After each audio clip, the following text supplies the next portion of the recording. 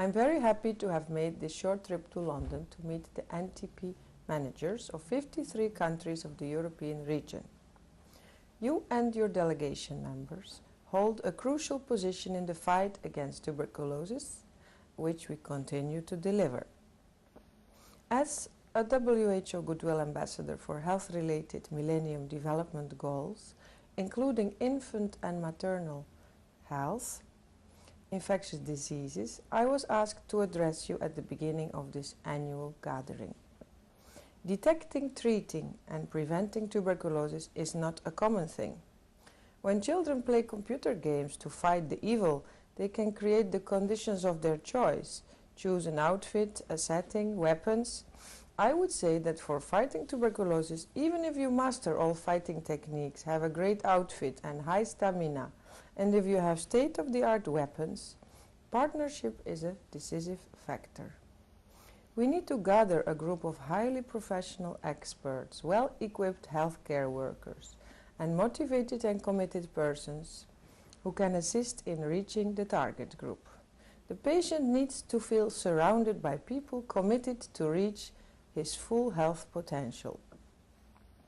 The circumstances can be aggravating when we speak about a prison setting or when patients are co-infected or have a drug-resistant form of tuberculosis.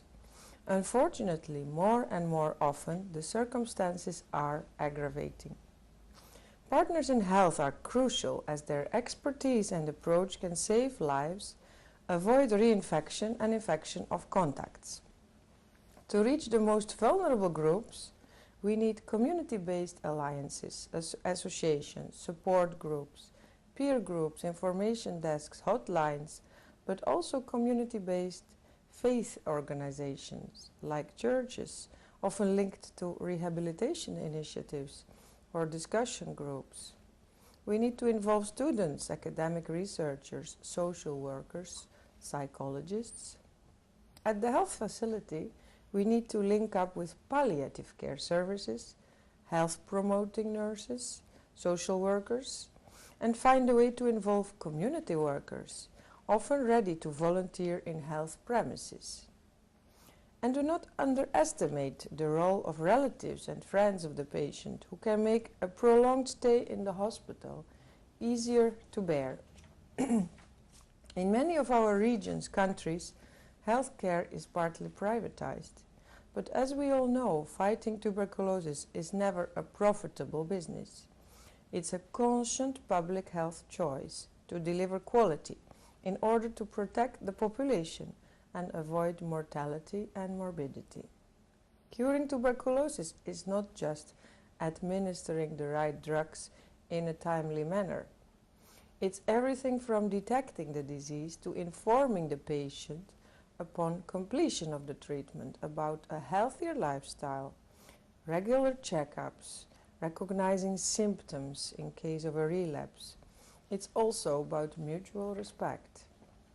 I would say that a treated tuberculosis patient can only be called a successfully treated tuberculosis patient after a behavioral change, including physical exercise, more healthy nutrition, and other preventive measures.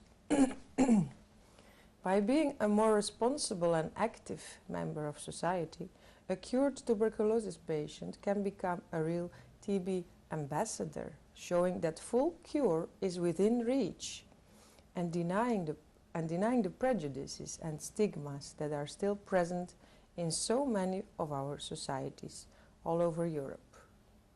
He or she can help in better reaching the target group, in advocating the voices of ex-patients and persons living with the disease in coordinating councils and advisory bodies like CCM or a task force have so much more convincing power as they have first-hand information about treatment, side effects, and the importance of adhering to treatment. They know what it is to suffer stigma and exclusion and live with prejudices existing in society. They know how crucial it is to change lifestyle and raise immunity as the tubercle bacteria is omnipresent, just around the corner, waiting to attack the next victim. So let's embrace the expertise and experience of international organizations who can provide technical and strategic know-how based on best practices and human rights instruments.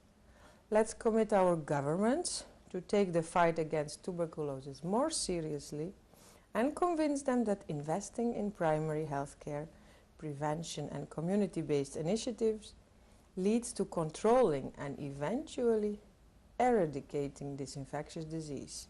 Let's get on board non-governmental organizations and other civil society members who will be happy to assist in reaching out to the patients and formulating their needs and concerns. And finally, let's offer the best possible medical care, underlining the health information component, which is so decisive in preventing disease and disease.